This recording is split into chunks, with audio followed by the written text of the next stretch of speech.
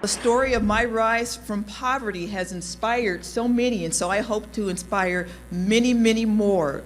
At 57 years old, Janine Hampton became the 57th Lieutenant Governor of Kentucky and the first African American to hold statewide office. When Matt called me, I just almost fell off my chair. I could not believe what I'd heard. The journey to that life-changing phone call began in her hometown of Detroit.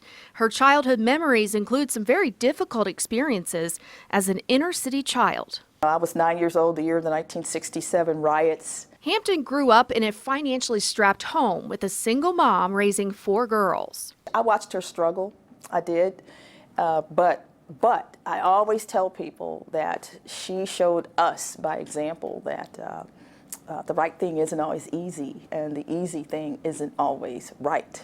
Her mother taught her the value of hard work. Hampton worked in the banking and automotive industries to pay for college, earning a degree in industrial engineering, then an MBA, and she became a ham radio operator. I programmed, I led teams of programmers, tested software. The last job I had, the last assignment I had was a software tester with AWACS, Airborne Warning and Control System. That's the jet with the dome on it. After college, she spent 7 years in the Air Force as a computer systems officer and served in Desert Storm. The Air Force introduced Hampton to her husband, U.S. Air Force Surgeon Colonel Doyle Isaac. They moved to Bowling Green, where she met Matt Bevin.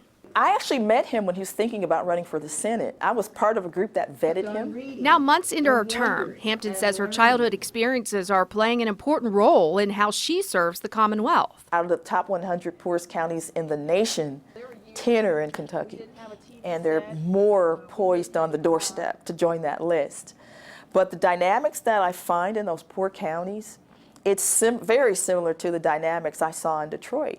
Hampton is working on the 4 E's, including entrepreneurship, leading by example, emergency preparedness, and the #1 focus, education. We are going to have to cut the budget.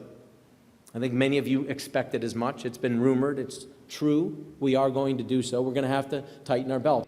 But that topic is already causing controversy. Governor Bevin's budget includes 2% cuts to higher education. You have said that you wanted to move Kentucky's education forward. How will these cuts do that? You can either waste time being angry about the cuts, or you can start figuring out where you can be more efficient. As for her political future, I don't have any plans at all. I don't. But the way I answer that question, because I didn't have this plan either, the way I answer that question now, instead of saying no outright, I just say I'll go wherever the Spirit leads me. Hampton says keep in mind, with Bevin's education cuts, he has promised 100% of lottery money to education. As for her job as Lieutenant Governor, it has no constitutional duties, but she says her main job is to assist Governor Bevin. Jennifer Bayless, WLKY News.